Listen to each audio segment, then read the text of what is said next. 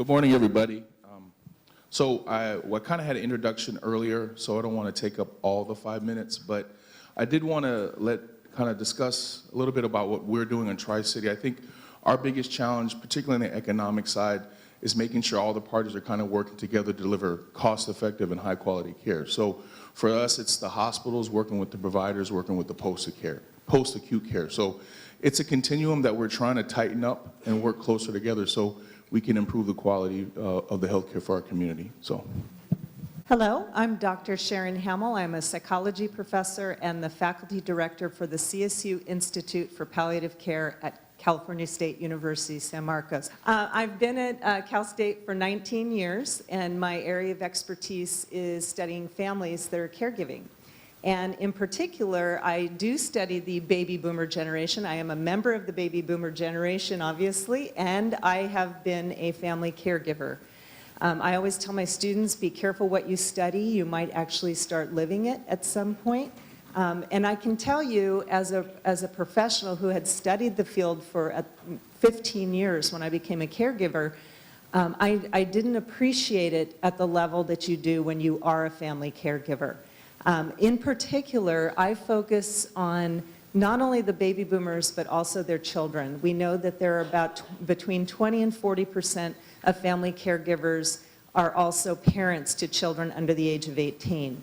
And that when we talk about diseases such as Alzheimer's disease that can take 8 to 10 years over the course of the disease, you're raising a family during that time, and they don't wait for the disease to run its course. I mean, you have to figure out how to develop along with them. And the question for me became, how do we help our youngest caregivers in those situations? That is, we call them the forgotten generation. Those are the adolescents and children who are actively involved in caregiving in families. As I said, I am a former family caregiver myself.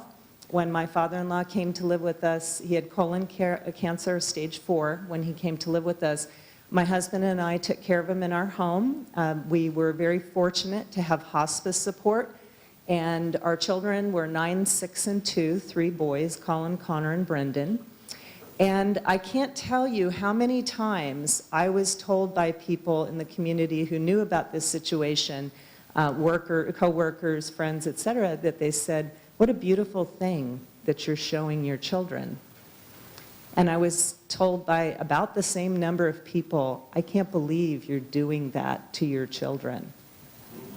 And it was, I mean, to be honest with you, there are very few of us in this country who are conducting research on this. I'm glad to say my lab is meeting as we speak. They're leading the way.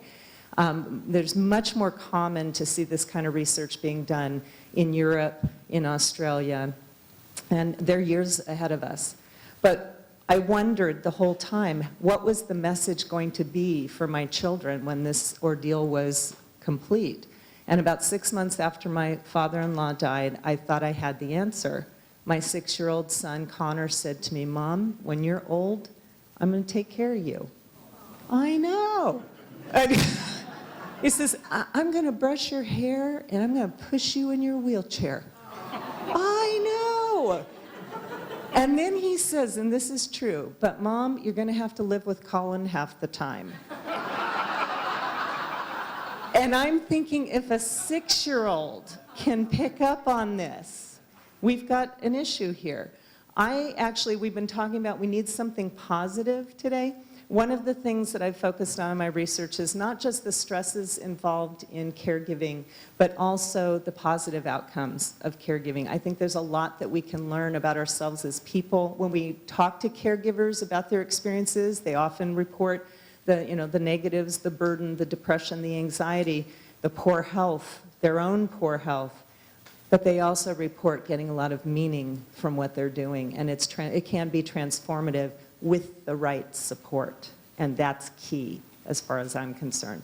I'm very blessed that 3 years ago the CSUSM agreed, largely because of the leadership of our president at Cal State, Dr. Karen Haynes, that they would establish the System-Wide Institute for Palliative Care at California State University, San Marcos. I am the faculty director for our office. There are 7 campuses that serve the state of California in the education of our future healthcare providers.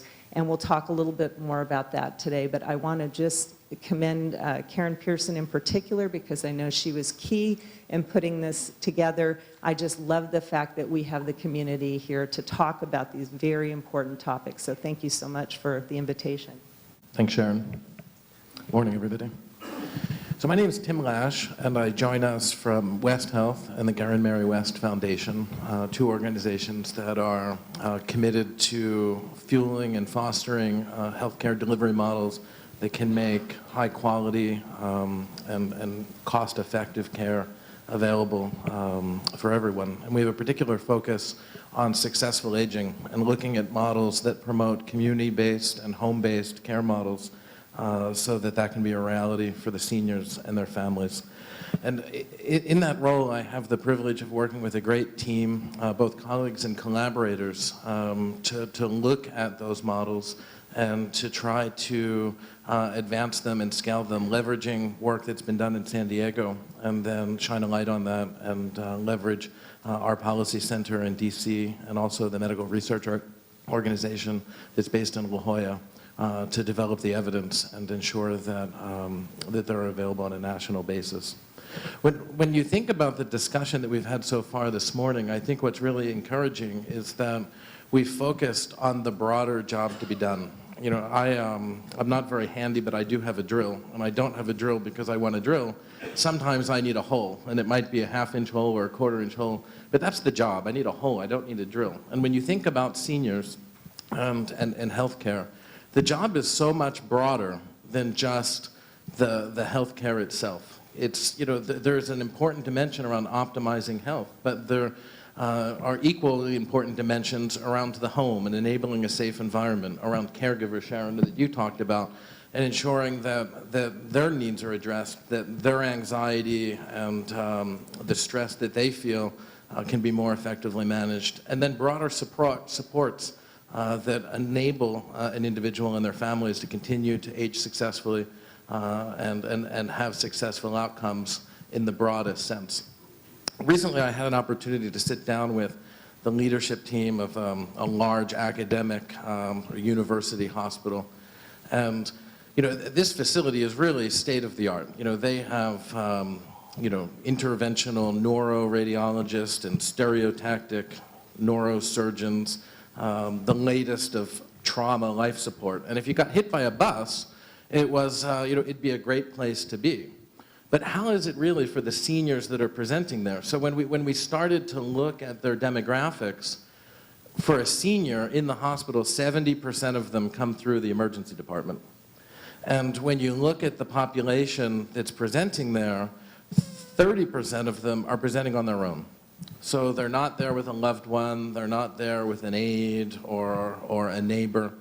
And the reason that they're getting admitted more often than not is not only because of concerns of their health, but there's concerns that it's just not safe to send them home. Do they have food? Is it going to be safe? You know, who's going to ensure that it's a safe environment? How is the follow-up going to happen?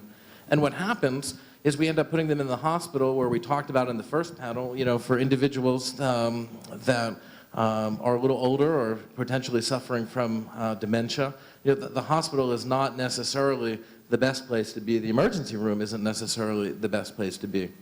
And options just don't exist today broadly that can sort of, you know, be an off-ramp from that escalating process that we observe all too often in San Diego and across the country.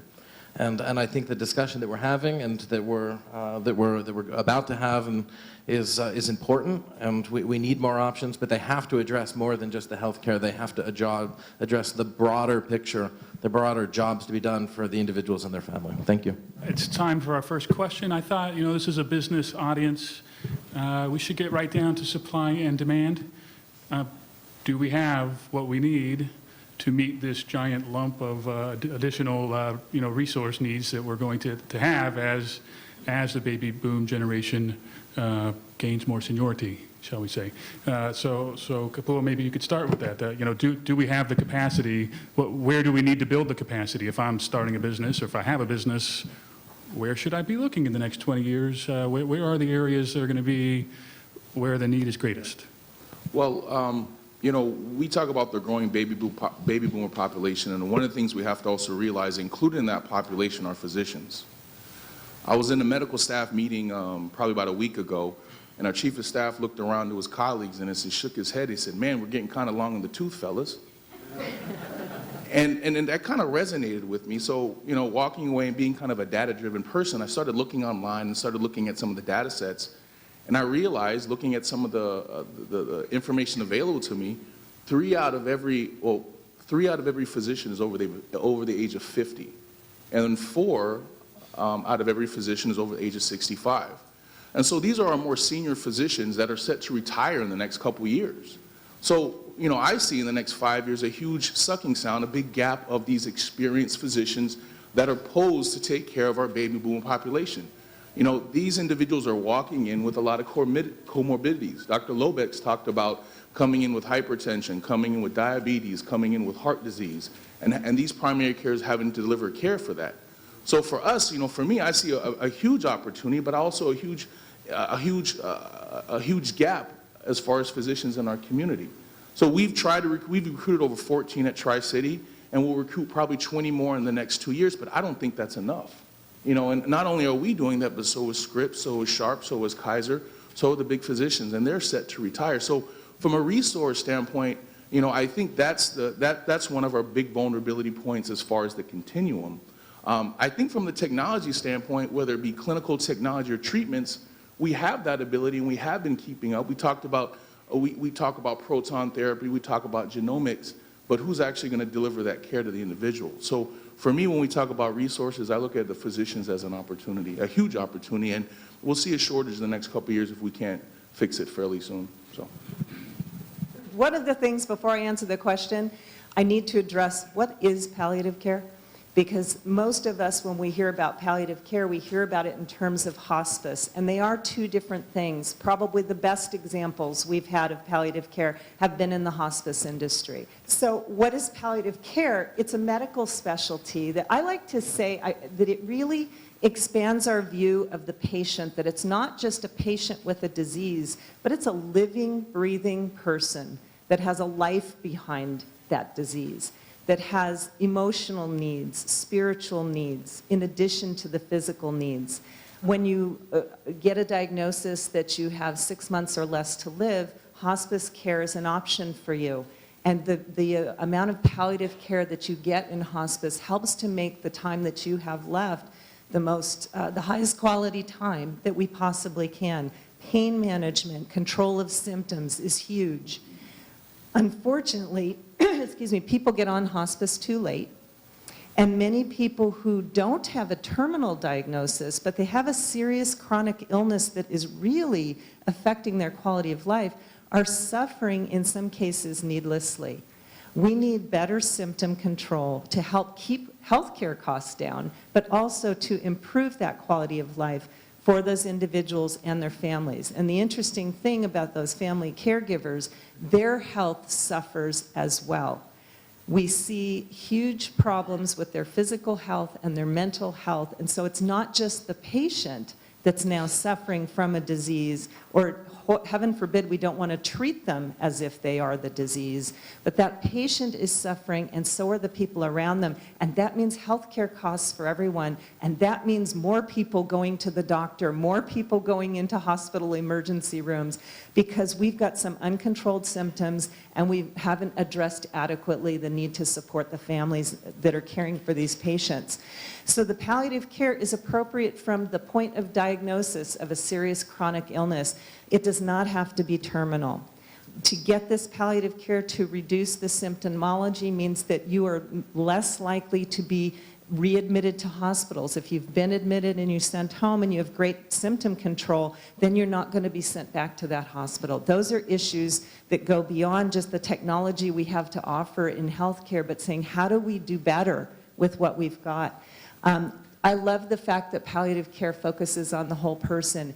Anyone in the room who is a cancer survivor like myself, I know there are many of you out there, or I would guess statistically about half of us in this room are currently suffering from a chronic condition. When we look at the top 10 causes of death, 7 out of 10 of them are chronic conditions.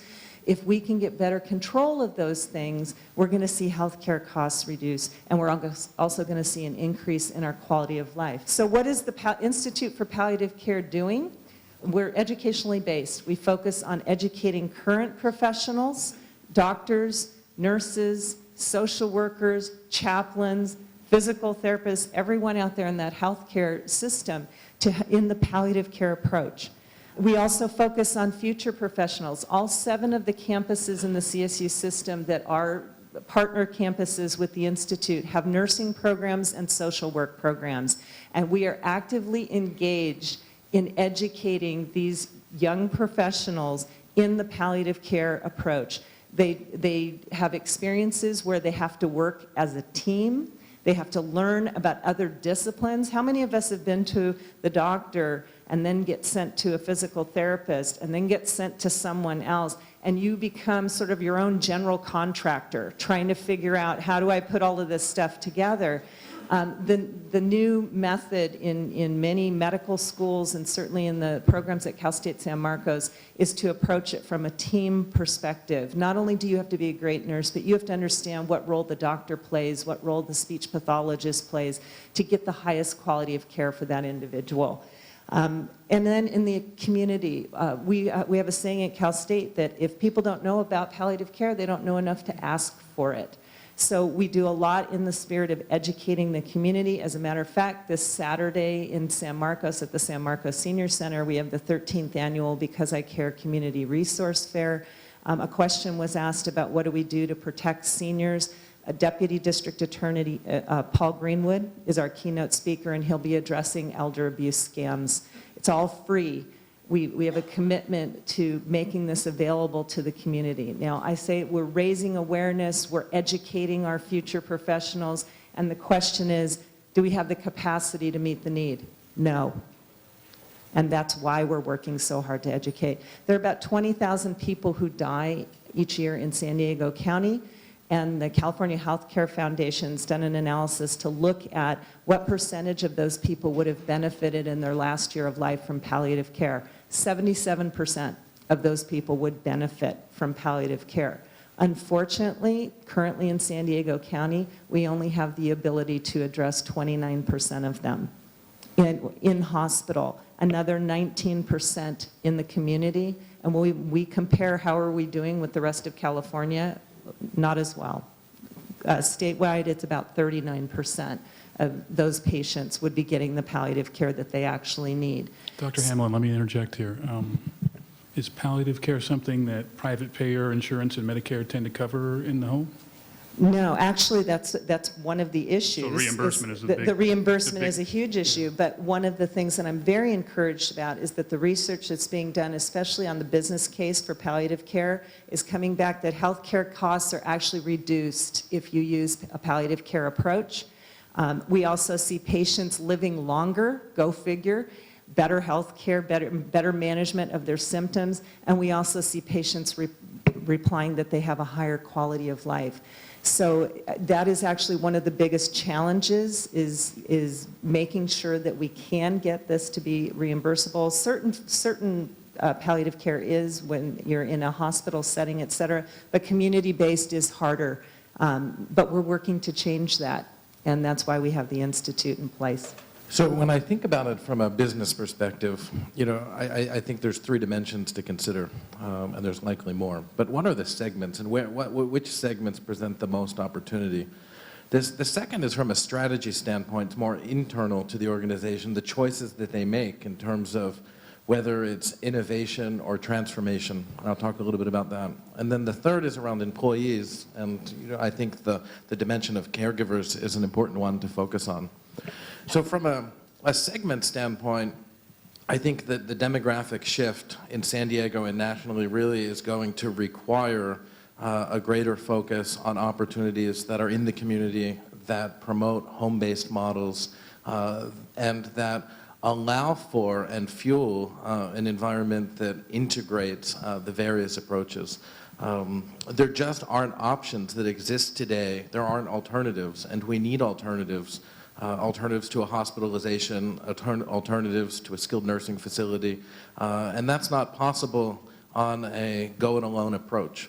We're going to need models that require collaboration between the various stakeholders, between the health systems themselves and industry and the provider networks to enable that to happen. And I think that over the next 10 years, there's going to be tremendous opportunity for businesses in San Diego and beyond to really focus on that and capture that growth opportunity. From a strategy standpoint, when I think about innovation, certainly there are things that, sort of represent the first refrigerator in the desert. And, when that happens, there truly will be markets. But often innovation focuses on sort of shifting along the performance curves, incrementally better product or incrementally better solutions. And while that has proven to be effective for some time, the cheese has moved, and the needs of this population, the challenge that we're facing in healthcare is going to require a transformation. And when you think about those companies, those businesses that will succeed moving forward, I think it's those that skillfully manage, sort of the balance between sort of surviving today, but making the deliberate choice to transform their business model, thinking about the resources, the processes, the value proposition. It's not a go it alone or, sort of an incrementally better. It's a value discussion. And even the profit formula, how value will be exchanged amongst players is going to change. And that's a hard transition. Not many organizations have successfully disrupted themselves. When IBM did it, the PC business was set up in Florida as a completely autonomous group to disrupt the mainframe business. There's other examples. Madonna, I think, has reinvented herself a few times as well. But, all of the fundamentals are different, and ensuring as an organization that you provide the autonomy and the support for those new models is going to be an imperative. And then finally on the caregivers, so I think you mentioned the increased cost, Sharon, of sort of caregiving. I jotted down a number earlier today. There's an 8% increase in caregiver employee costs as it relates to healthcare, which is potentially associated with over $13 billion. And today the caregiver has a high level of anxiety and they're overworked, and part of it's because they just don't have the right information. When your mother or your father has constipation or agitation or a UTI for the very first time, it's new for you, it's scary, and it ultimately, more often than not, causes, an urgent interaction with the healthcare system. And sort of unplanned interactions tend to be the most costly. They put you on a trajectory that is certainly not sort of set up to have the most effective outcomes. But these things aren't new to the clinician. When you talk to the geriatrician or others or the neurologists that are managing these patients, it's not surprising that you might see increased frequency of UTI with dementia or agitation or sort of challenges with wound care. And it's part of the natural course of the condition. And if we can proactively educate the caregivers, the informal caregivers, on those medical aspects, on how to deal with them, what to anticipate, I think there's a real opportunity to not only address the anxiety, but also to address the sort of acute interaction, the urgent interaction with the healthcare system. And there, I think there's a tremendous amount of opportunity from a business perspective. Thank you. Then the other side of this coin, it seems like, is healthcare's burden on business. We've got the Affordable Care Act. We've got the employer mandate, which mandates that if you have more than 30 employees, you need to provide adequate health insurance to them. A lot of these regulations have been delayed by the federal government, but they're still there.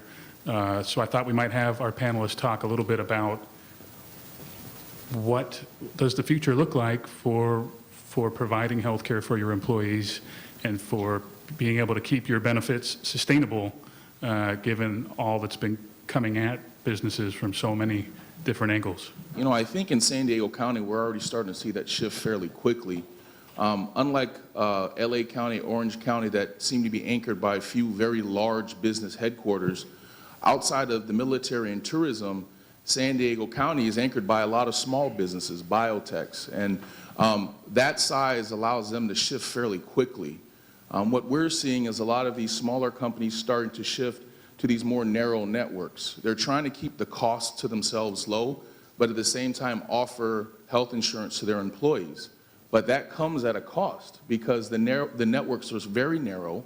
You have to go to certain physicians, you have to go to certain hospitals, and if you walk outside that network, it comes at a premium to the consumer, which means the individual that has the insurance.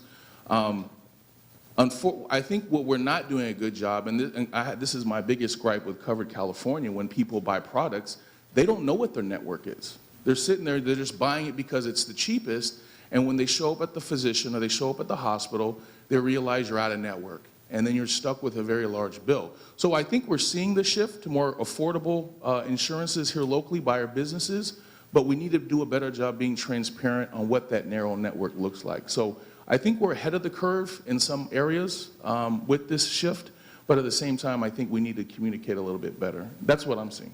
I'm seeing a need to change the nature of the way we do business. Just as in the 70s when we had a massive influx of women into the labor force and all of a sudden we had to think about things like daycare and families having multiple people working, we now have another shift coming. We know that most of our caregivers are working while they're providing care.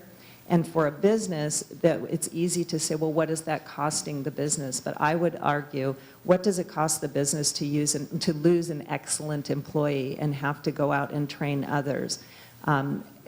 It's kind of like palliative care, with good employee management and good supports in place through EAP programs and other kinds of information, letting them know what's out there to help them manage it will help them to stay engaged in the workforce when they're there and not be worried about needing to make a phone call to find out what mom is doing.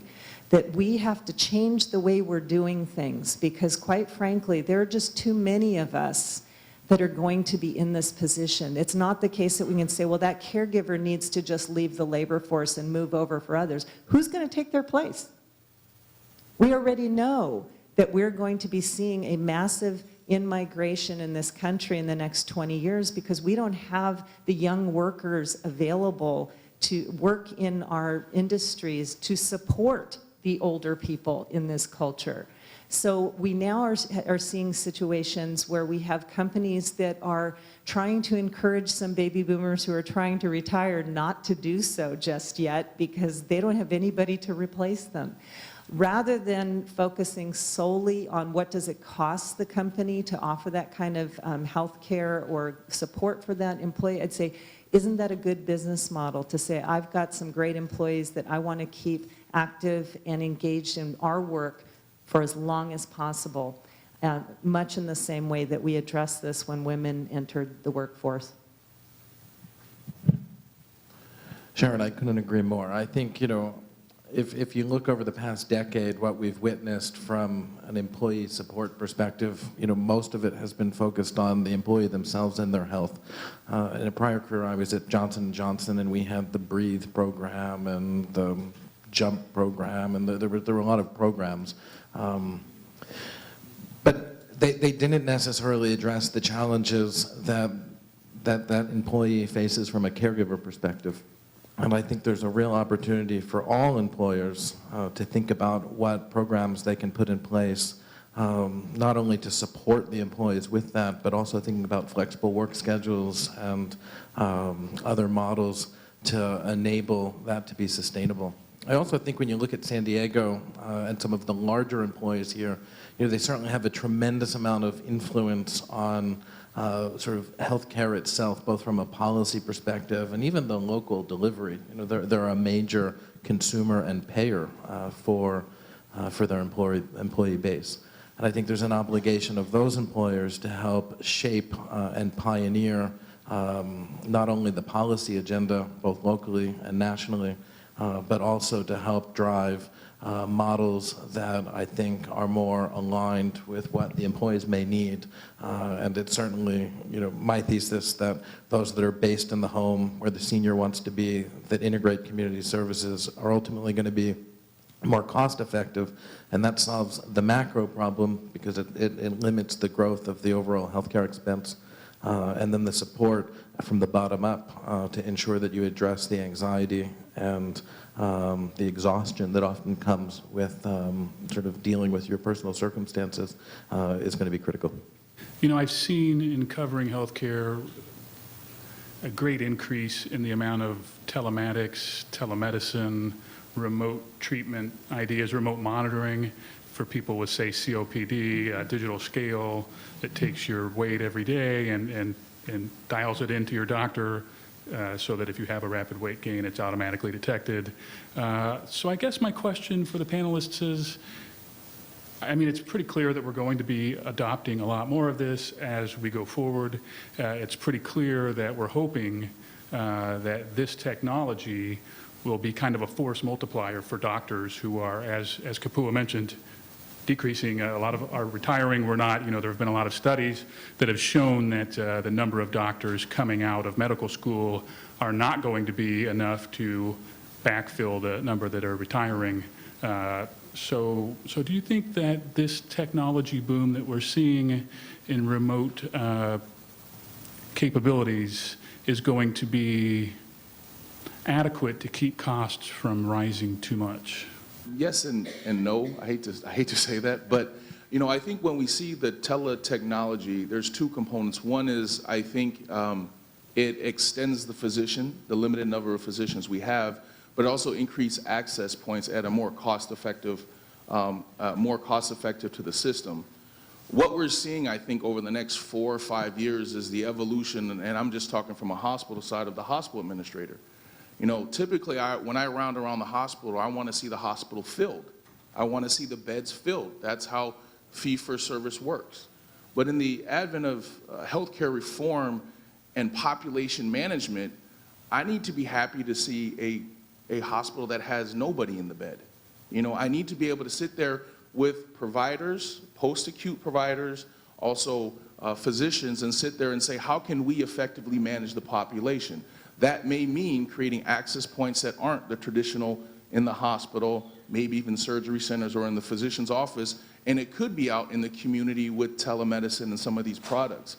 So it is at a dramatic shift, but I think studies are showing it doesn't decrease doesn't decrease quality, but it also decreases the cost to the system.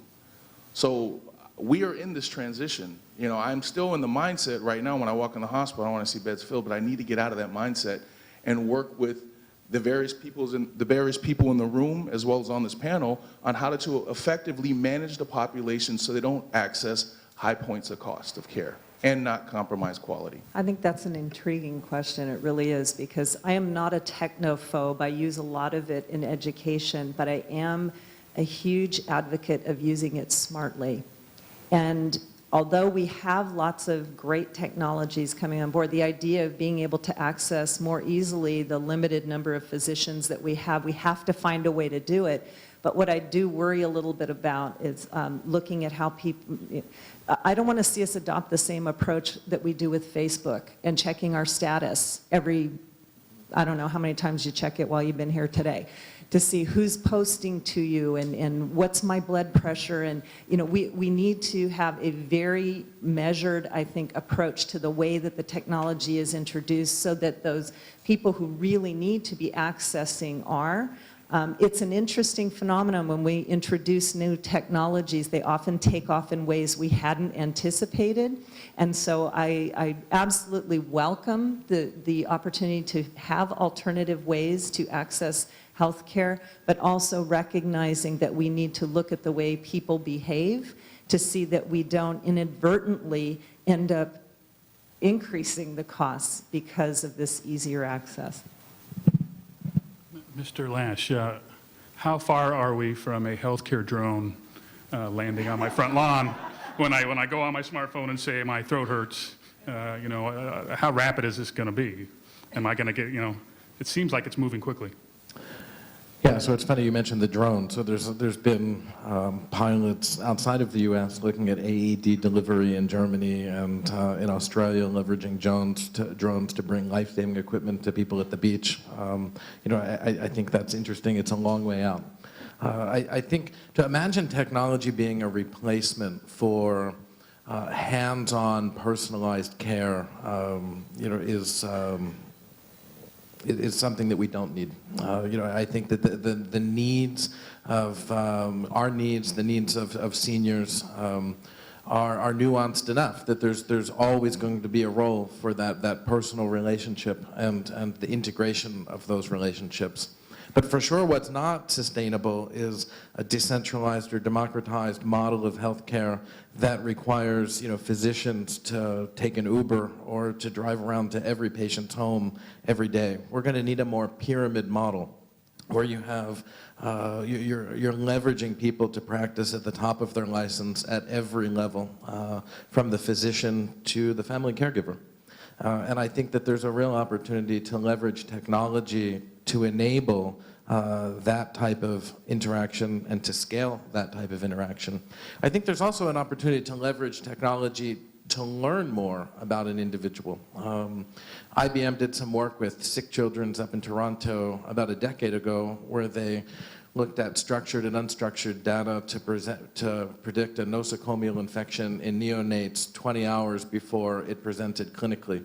I'm not sure we're going to see that level of sophistication, in the home anytime soon, but are there simpler technologies that we might be able to leverage to understand whether there's an increased fall risk, or to make it even simpler, Meals on Wheels on San Diego, delivers meals every day to seniors, and there's an interaction.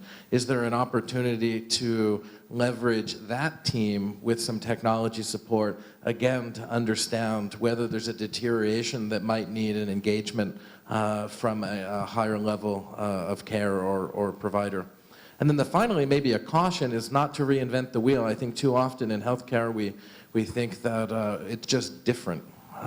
Some things are different, but many of these problems have been sort of faced and addressed successfully in other industries. And I think, here in San Diego, we're seeing more non-traditional players and entrants coming into the space. And I think we need to leverage the learnings that have been sort of witnessed outside of healthcare so that we don't make the same mistakes again. We'll make different mistakes, but repeating the same mistakes probably isn't a good recipe for accelerated success. I can't say I want to address this to a specific panelist. It's my understanding that in the United States, most of the money that is spent on a person's health is spent in the past 6 months of their life. It's also my understanding that California has passed legislation similar to Oregon's Death with Dignity law, and that in California this will become law unless Governor Brown vetoes it. So whatever panelists would like to respond to what they feel the positive financial impact of this may be in the coming years as we aging baby boomers continue to age, and perhaps more and more of us become less inclined to cling to life and just let it go. I'm not going to address the financial because I don't know. I don't think anyone knows, to be quite honest with you right now. My understanding of this legislation is that I know that there's passionate opinions on both sides of the board. As someone who's involved in palliative care, I wonder that if we had better symptom control, if the last days of our lives didn't have to be spent in agony, that maybe we would make decisions to have as much time as we possibly could with those people we love at the highest quality of life that we can experience. I think that this is an incredible time in our state with regard to that whole question about physician-assisted dying. I think it's something that the physicians themselves are watching and saying, oh, we need conversations, we need to talk about what this means. How will this play out? We do have a couple of states that have already engaged in this, and we can learn some things from them. But I think the state of California is going to need to take up that conversation. I'm happy to say that I know that it's going on in places like the San Diego Coalition for Compassionate Care. I know that it's going on in the hospices and the palliative care world. But as far as what is the fallout going to be financially, emotionally, socially, we don't know yet. So it's an excellent question. And I engage or encourage everyone to be part of that conversation.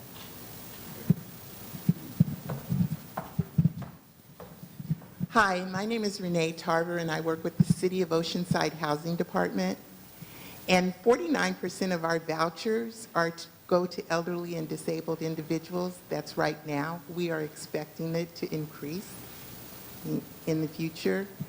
We don't do case management, and we don't do health care. So often the people call us, and they have problems and issues. And so I think if you're looking for a place to do a demonstration project, housing authorities might be an excellent place to do it. On the other hand, I also want to suggest that we have a part 3 of this, because housing is huge. It's a huge issue for our clients. I'm also working with the homeless people. 25% of them are 62 and older. And they get released from the hospital and they get released back to the streets. There is no transitional housing. There are 2 group homes in Oceanside. They have 6 beds each. Vouchers can be used for group homes. So how do we increase that? We see people being discharged from our hospital that are homeless, and we've actually engaged in conversations with Councilman Kearns and Officer Harper to find transition care for these homeless individuals. Although they are clinically discharged and they're medically fine, they still have no place to go, and they end up back in the ER, and they don't have that transitional care to keep them compliant with some of their discharge orders. So we recognize this issue. We're having dialogue with the city, and we're actually having dialogue with potential homes to place these individuals as we speak right now. So we're trying to address that issue, ma'am. Do we have any pending legislation, either on the national or the local, on the state level, about providing reimbursement for the outside of the skilled nursing facilities? The reimbursement model is always kind of changing. There's going to be a big shift in the next couple years related to single payment. So we're going to go away from reimbursement fee for service and more looking at a global kind of payment that is all inclusive post 90 days of discharge. So when we talk about population management, that's where there's been increased emphasis on palliative care, keeping people out of the hospital, keeping people away from the traditional high-cost healthcare delivery component. So I think the answer is yes, it's on the horizon, nothing right now, though. Sorry. So maybe just to add to that, in a specific example. So I think, single payment or sort of bundling is something that we're observing. And if you look at lower extremity joints, that's an area where there's been some recent progress, and there's other CMMI demonstration projects that are looking into that. But if you look at, hips and knees, historically there's very high utilization of SNFs and home health, also outpatient physical therapy, and under the bundled payment, it's really looking to the provider to optimize that, to ensure that the needs of an individual are appropriately matched with the sort of intensity and services that are provided. So I think when you start putting someone at risk and consolidating those dollars, we're going to have a lot more freedom to start to innovate around what is paid for and how it's paid for, and what an individual and their family have access to. I want to acknowledge also what you just said about housing. I'm a senior geriatric specialist outreach worker. Most of my clients are very rural and extremely low income and mentally ill, and I haven't really heard that addressed today.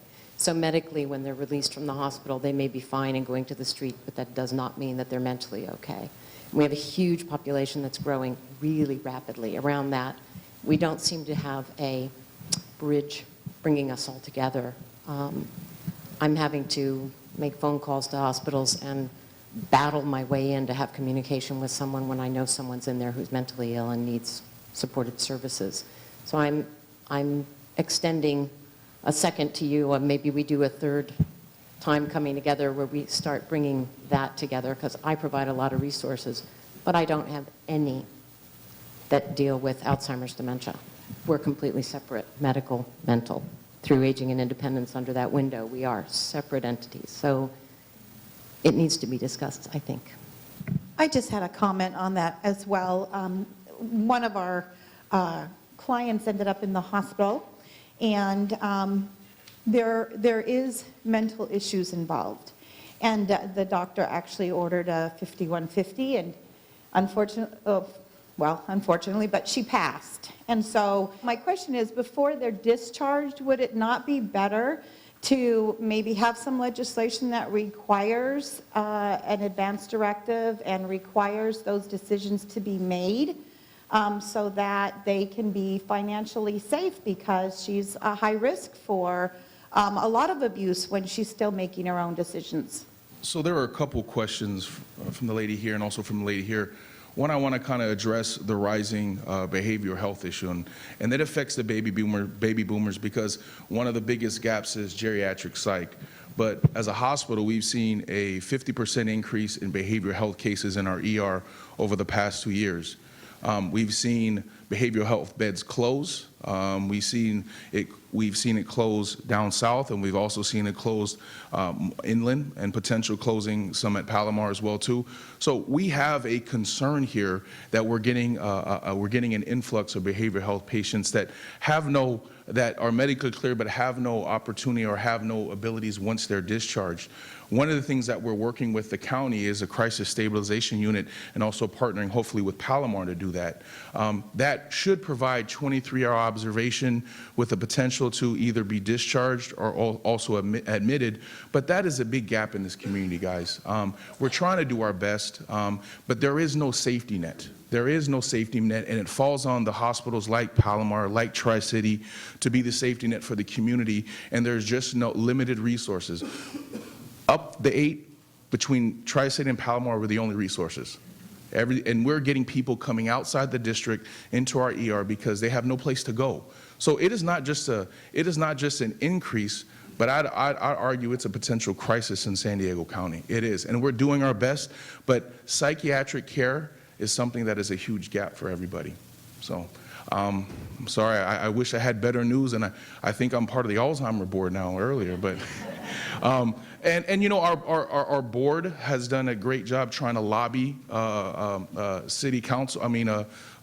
County councilman is also lobbying up in Sacramento to release some funds, because if we're experiencing in San Diego County, I can only imagine what's happening in LA and Orange County and Sacramento County. So it is a crisis, and if you read the literature, it's not just California and San Diego County, it's across the nation. So Why don't we bring the mic back up here and we could ask our panelists one more question.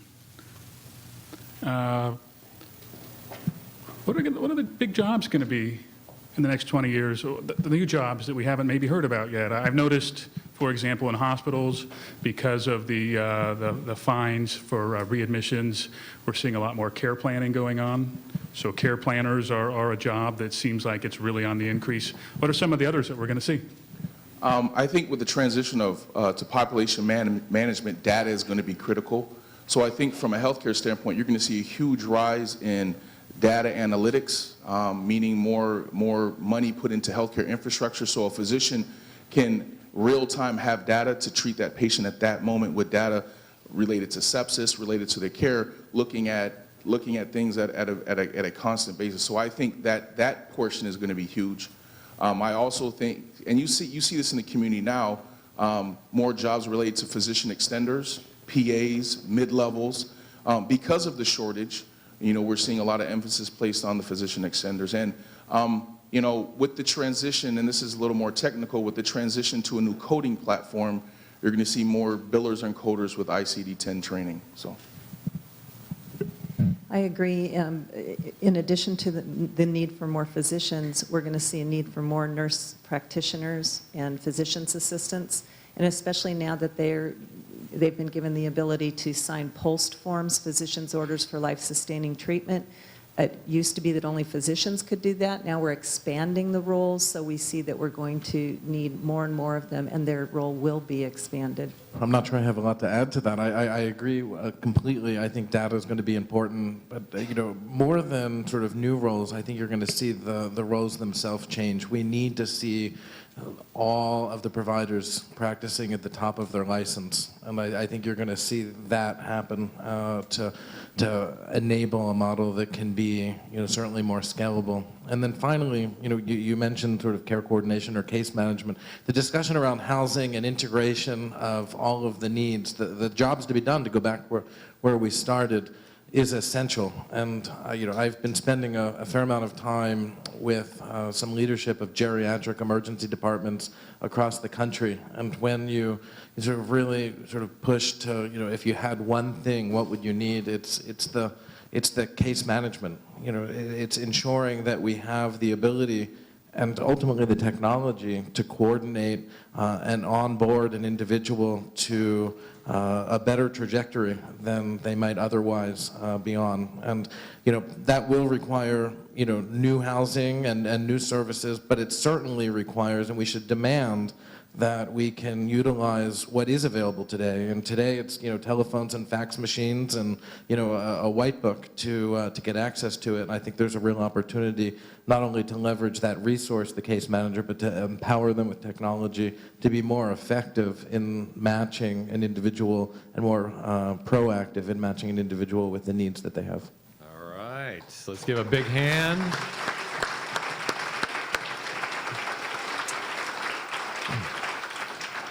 So big thank you to our panelists and our moderator. I think we've had a really thought-provoking and enlightening conversation today about healthcare and the economy of healthcare and what our future is going to look like in a nutshell. I don't know about you, but it really fuels me to have these conversations, number one. Number two, I don't like to see the conversations get lost. So a big thanks again to Tri-City Medical Center for allowing us to videotape this with KOCT. It will be available for everyone to be able to utilize. We'll push it up on our website. We'll put it in our next weekly pulse. And also what I'd like to do is challenge the panelists and the folks here today. We'd like to have a follow-up conversation about this and maybe do a Healthcare Summit 2.0 at some point in the future, and to really start getting our arms around and connecting these conversations and really, filling in those gaps where we may be missing the boat on the housing issue or, whatever those other issues are, right? I want to recognize and thank Vance for the facility. This is a great facility, and part of the reason that we move these about North County is we want people to be aware of these opportunities. So if you have an event, feel free to obviously reach out to Vance. They've been really great. I want to recognize and thank Karen Pearson, our Director of Investor Relations.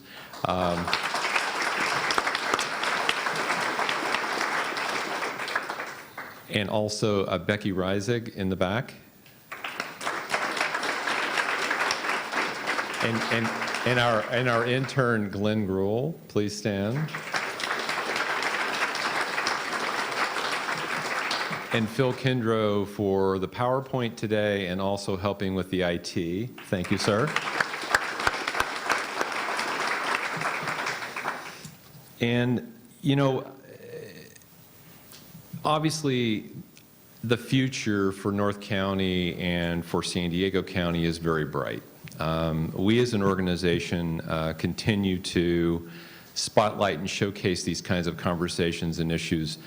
We will be having our annual business luncheon, and we're going to focus on information communications technology, and that's on November 13th. We focus on a key industry cluster every year, and the reason we do that is we really want to stay in pace with where our current industries are and track where they're going in the future and make sure that our workforce and the skill needs are there and that we're ahead of the curve. So we're continuing to keep that on the radar screen as an organization. Finally, I want to thank all of you for being a part of this conversation, for your support, for being here, for investing the time to come and listen and be a part of this. It's a very important conversation, because quality of life is the most important thing that you can have. It's the most precious thing that you can have. So with that, I thank you. Have a terrific rest of your day, and I'll see you around the county.